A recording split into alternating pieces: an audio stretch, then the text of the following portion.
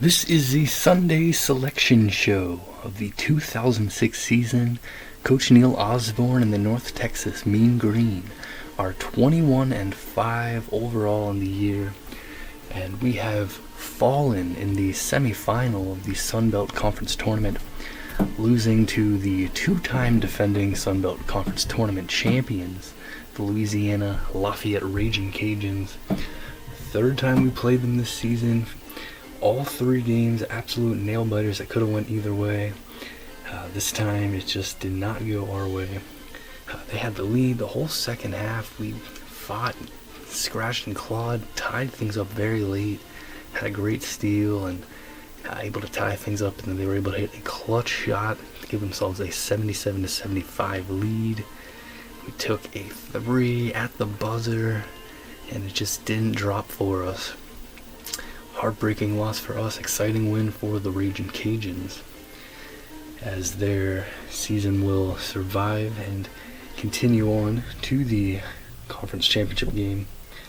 And ours should be continuing as well. We feel like we are locks for the NCAA tournament, but we will not get the automatic bid, so we're still going to be sweating it out a bit here. The rest of the Sun Belt Conference tournament has been played. So let's get a final look at the result of the 2006 Sun Belt Conference Tournament.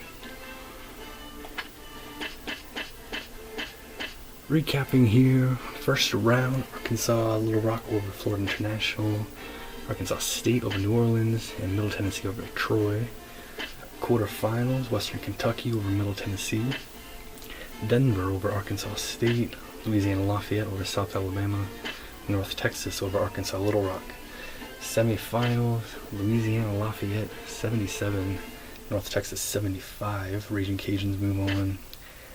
Denver gets the 64-47 victory over Western Kentucky in the other semifinal. And the 2006 Sun Belt Conference Tournament Championship, a rematch of the title game from last season, will go the opposite way this year. Denver wins the Sun Belt Conference Tournament Championship, the 2006 season. Congratulations to Denver Pioneers, a great season all around, and they get the job done in the title game, taking down the two-time defending champs Louisiana Lafayette. Automatic bid for Denver. And now here we go. Just Selection Sunday coming up here for us. Now we feel like we definitely should be locks. We entered the conference tournament number 17 in the country. We won the quarterfinal game, lost the close one in the semifinals against a solid Louisiana Lafayette team. Looking back at our season, it's been our overall schedule was a bit on the shorter side, one of the shorter seasons. Hopefully that doesn't come back to bite us. We did only lose 5 games all year, including the tournament. Our best out-of-conference win would be the victory against Houston. Not a great out-of-conference schedule. Our best win of the whole season would be our win against Denver. Didn't have many bad losses. The only bad loss would be the one against Tulsa. The other ones were against, solid teams. So not really bad losses, but I think we should be in. But still, a bit nervous here. North Texas has not been to the NCAA tournament since the 1988 season. That's the only time the Mean Green, this North Texas basketball program, has ever been to the NCAA tournament. We think we're going to go here. Let's just find out the results. Let's see our fate here. Time for the Sunday selection show. Let's go.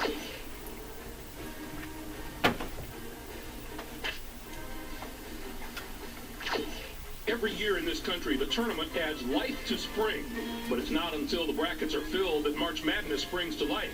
The map of the madness, the brackets, are only moments away from bringing the tournament to life. Well, good evening, everyone. I'm Greg Gumbel. Welcome to the NCAA Championship Basketball Selection Show. I'm joined here at the anchor desk by my partner, Clark Kellogg. All right, get your pencils and your brackets ready. We're ready to bring you the exclusive live announcement of the seedings and the pairings for this tournament. First, some background details. Of the 65 available tournament bids, 31 are automatically given to conference champions. There are 34 at-large bids. An opening round game will be on Tuesday night to narrow the field to 64 teams. Before we get to the unveiling of this year's brackets, let's take a look at the final top 25 media poll of the season. We have a change in the rankings to tell you about. A new team has broken into the top 25. The Alabama Crimson Tide return to the poll as the number 25 team. We'll soon find out if there will be another controversy revolving around the seedings in the tournament or if the pollsters got it right. And there you have it, the final top 25 poll of the season. Now we get to the part of the show where we look at all the teams that are out there holding their breath right now. The bubble team. Here are 10 teams firmly on the bubble with their fate squarely in the hands of the selection committee. Well, Clark, which teams stand out to you? The Temple Owls have the benefit of playing in one of the major conferences, and that will certainly give them an edge over the teams from the lesser conferences. You're right about that, and there are plenty of teams in the same boat with them. The Texas Tech Red Raiders have had a pretty strong year, but I'm just not sure it's going to be enough to impress the committee. Well, they won't have to wait much longer. In just minutes, the whole country will know who's in and who's out. With that, let's get right to it and unveil this year's number one seeds in the NCAA tournament. The Connecticut Huskies are the top overall seed who will play in the Washington, D.C. regional. They come into the tournament on a major roll. They've been at the top of the media poll for the past 6 weeks. We'll soon find out if they can carry that momentum over into March Madness. On to the second number one seed who will play in the Atlanta Regional. The Duke Blue Devils are trying to win their fourth NCAA championship in school history. The LSU Tigers are the third number one seed, and they'll play in the Minneapolis Regional. They're obviously no stranger to postseason play, with the experience of last year's NCAA tournament appearance still fresh in the minds of the veteran players. And finally, our fourth and last number one seed will play in the Oakland Regional. The George Washington Colonials are in the tournament field as a number one seed for the first time in the history of their program. Check out the reaction as their number one status is confirmed. A great reward for a terrific season.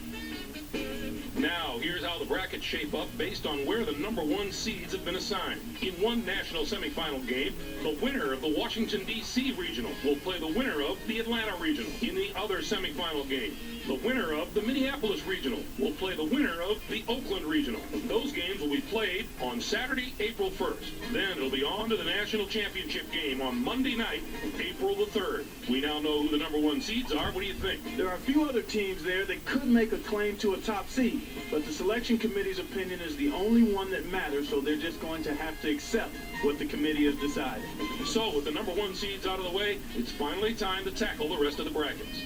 We look first at the Washington, D.C. Regional. The Connecticut Huskies are the top seed, finishing at 26-3, winners of the Big East Conference regular season. They'll take on the winner of the opening round game, the Black Knights of Army, with 12 wins, take on the Jackson State Tigers out of the Southwestern Athletic Conference. And now, the number 8 seed, the Fighting Irish of Notre Dame, come into the tournament as the fourth-place team in their conference during the regular season and finish second in their conference tournament. They're going to play the number 9 seed, the Richmond Spiders, who were 6th in their conference, finishing at 19-11.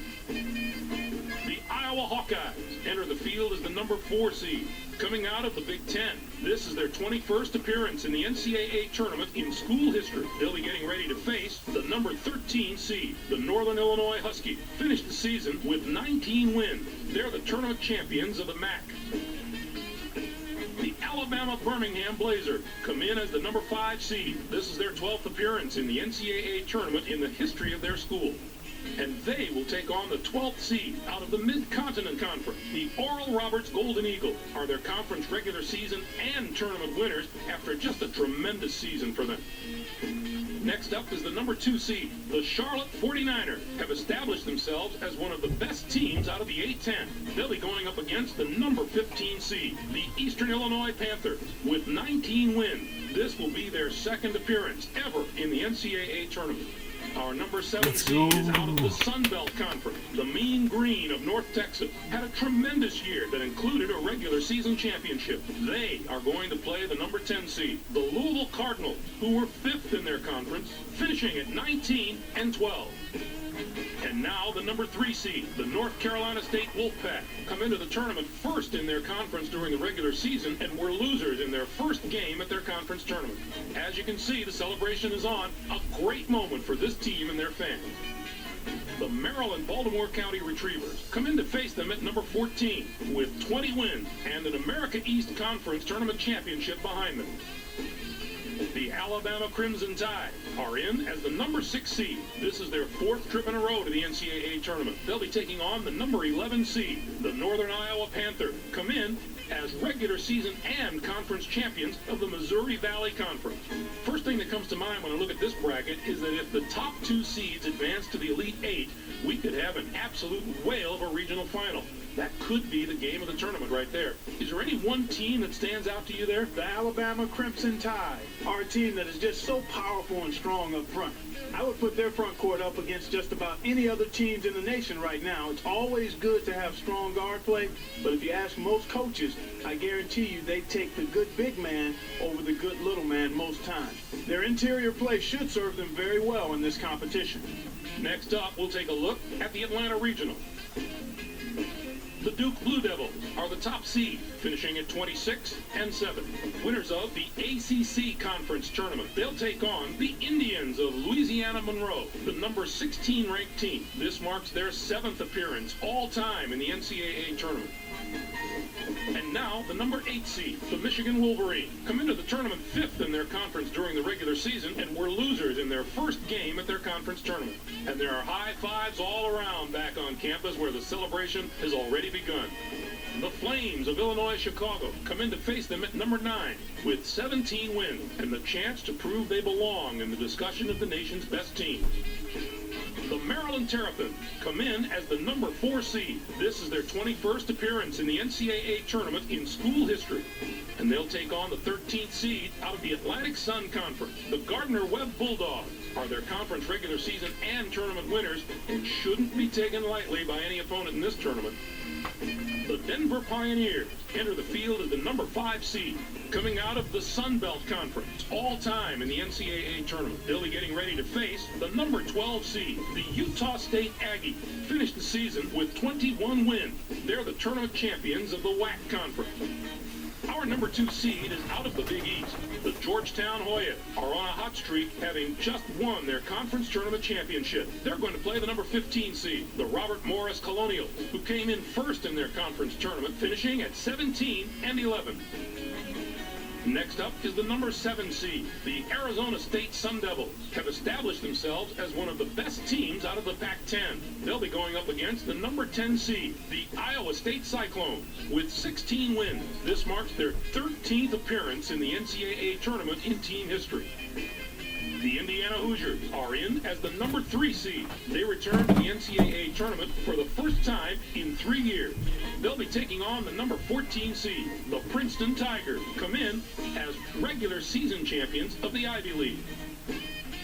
And now the number 6 seed, the Bradley Braves, come into the tournament after finishing 2nd in their conference during the regular season and finished 2nd in their conference tournament. They are going to play the number 11 seed, the Cincinnati Bearcats, who were 6th in their conference, finishing at 17-13. Right away, it looks to me like this bracket could have some of the teams you look at as possible sleepers. It's always tough to pin down who's going to pull the upsets, but I'll go out on a limb and say there are going to be lower seeds that make some noise here. What do you think about that one, Clark? The Duke Blue Devils are fresh off the championship of one of the toughest conference tournaments in all of college basketball. And you can't underestimate the effect that has on the confidence of these young men. I'm sure they're thinking that anything is possible right now. I think you've definitely got to look at them as one of the most dangerous teams in the entire field. Our third regional breakdown of the day. Let's take a look at the Minneapolis Regional. The LSU Tigers are the top seed, finishing at 27-5. Winners of the SEC Conference regular season. They'll take on the Chattanooga Mocs, the number 16 ranked team. This is their 9th appearance ever in the NCAA tournament. Our number 8 seed is out of the Pac-10. The California Golden Bears are on a hot streak, having just won their conference tournament championship. They're going to play the number 9 seed, the Oklahoma State Cowboys, who were semifinalists in their conference tournament, finishing at 20-14. The Xavier Musketeers enter the field as the number 4 seed, coming out of the A-10. This marks their 16th appearance in the NCAA tournament in the history of their school. They'll be getting ready to face the number 13 seed, the Portland Pilots. Finished the season with 18 wins. They're the tournament champions of the West Coast Conference.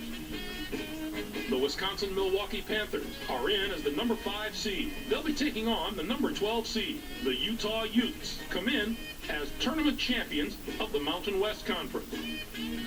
And now the number 2 seed, the Oklahoma Sooners, come into the tournament first in their conference during the regular season and finish second in their conference tournament. And check out the happy scene as their place in the brackets is confirmed. Looks like it's party time. The Iona Gales come in to face them at number 15 with 17 wins and a Metro Atlantic Conference tournament championship behind them. Next up is the number 7 seed. The Arizona Wildcats have established themselves as one of the best teams out of the Pac-10. They'll be going up against the number 10 seed, the Oregon Ducks, with 19 wins. This will be their 8th appearance in the NCAA tournament in team history. And now the number 3 seed, the Texas Longhorns, come into the tournament after finishing second in their conference during the regular season and winners of their conference tournament. They are going to play the number 14 seed, the Winthrop Eagles, who came in first in their conference tournament, finishing at 16 and 11. The Tennessee Volunteers come in as the number 6 seed. This marks their 13th appearance ever in the NCAA tournament. And they take on the 11th seed out of the Big 12. The Colorado Buffaloes got an at-large bid from the selection committee after a solid all-around season. This could be the toughest bracket of all. Picking the strongest bracket isn't necessarily about which has the best team. It's about which has the most depth. Top to bottom, there are a ton of good teams here. I can promise you, whoever comes out of this bracket will have been battle-tested. Anything special that jumps out at you in that bracket? The Oklahoma State Cowboys will be an extremely dangerous team in this tournament, mainly because they have such terrific veteran leadership. Coaches love when they have guys on the floor that have been around the block a few times because they don't get rattled. They play with composure. I look at the experience of this team as something that could put them over the top. The last but definitely not the least regional on the list, we'll take a look at the Oakland Regional. The George Washington Colonials are the top seed, finishing at 27 and 3. Winners of the A-10 Conference regular season and tournament title. They'll take on the Hampton Pirates, the number 16 ranked team. This will be their second appearance in the NCAA tournament in school history.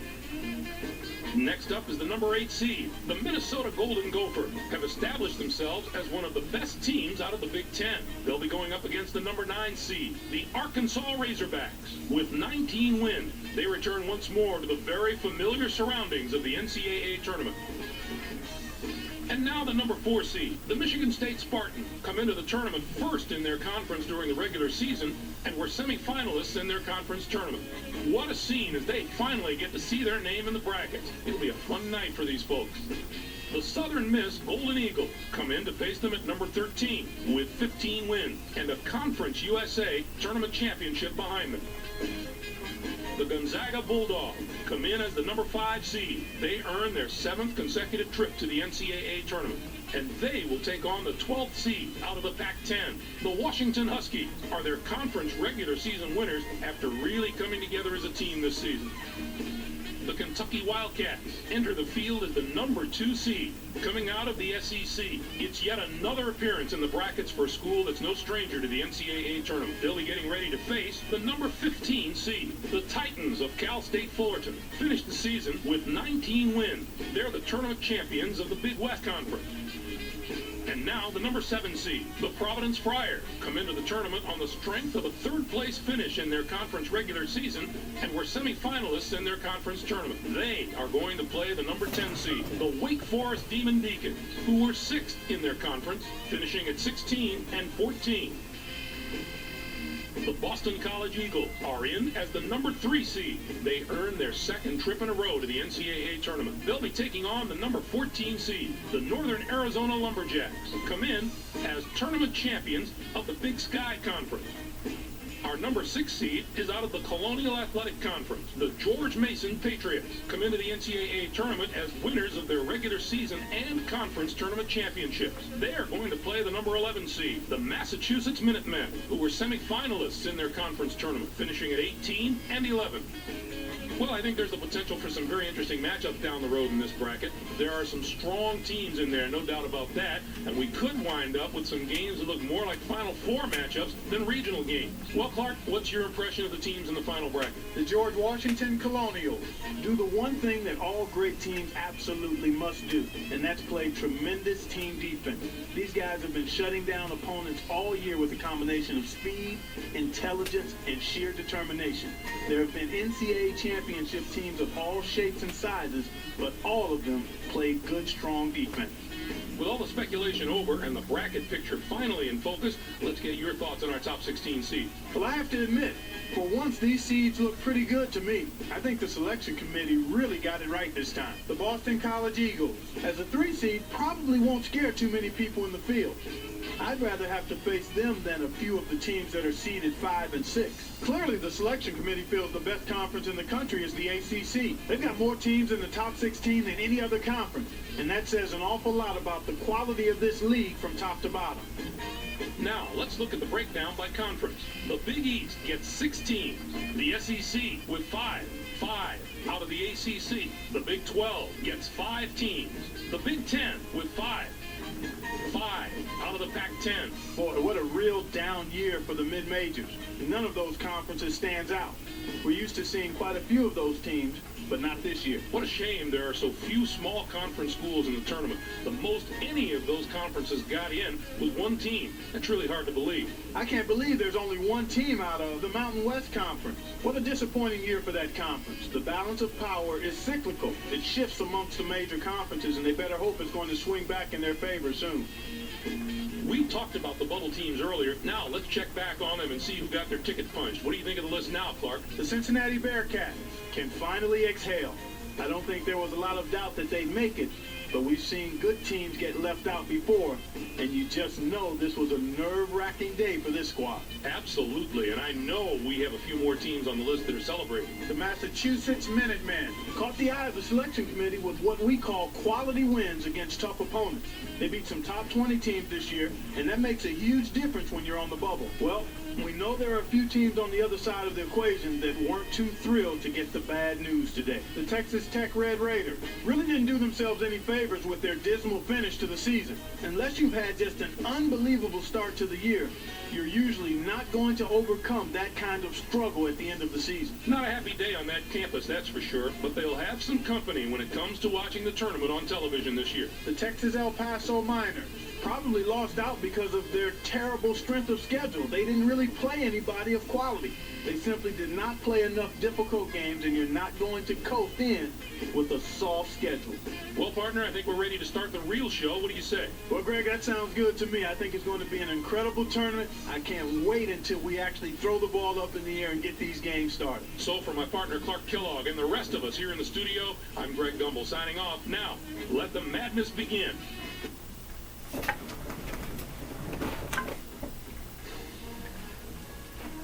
Let's go. All of Denton fired up here for the NCAA tournament. North Texas basketball program in it for the second time ever, first time since the 1988 season. Can we get our first ever NCAA tournament victory? Looks like we got a real tough challenge here. We are the 7 seed taking on the 10 seed Louisville Cardinals. Gotta give it everything we got. Let's go, Mean Green.